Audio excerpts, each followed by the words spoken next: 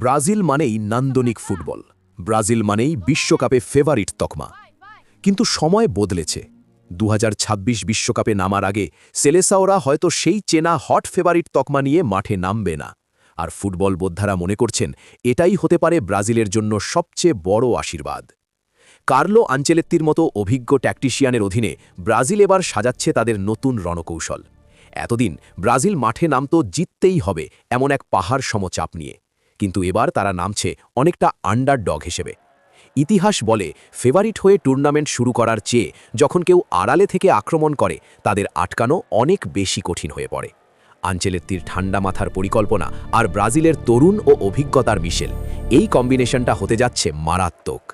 কেন এই আন্ডারডগ তকমাটা ব্রাজিলের প্লাস পয়েন্ট? কারণ প্রত্যাশার চাপ কম থাকলে ভিনিসিয়াস, রাফিনহারা মাঠে নিজেদের সেরাটা নিংড়ে দিতে পারবেন। ফুটবলাররা যখন গ্যালারির দুয়োধ্বনি বা মিডিয়ার কাটাছেড়া থেকে মুক্ত হয়ে স্রেফ আনন্দের জন্য খেলে, তখনই সাম্বার আসল ছন্দটা ফিরে আসে। চাপির দেয়াল ভেঙে মুক্ত মনে খেলতে পারাটাই হতে পারে ব্রাজিলের হেক্সা জয়ের মূল চাবিকাঠি। হয়তো তারা ফেভারিট তালিকায় ১ নম্বরে নেই, হয়তো কারো বাজির ঘোড়া অন্য কেউ, কিন্তু মনে রাখবেন, জখম হওয়া বাঘ যেমন বেশি ভয়ঙ্কর, তেমনি আন্ডারডগ ব্রাজিলও যে কোনো দলের জন্য দুঃস্বপ্ন।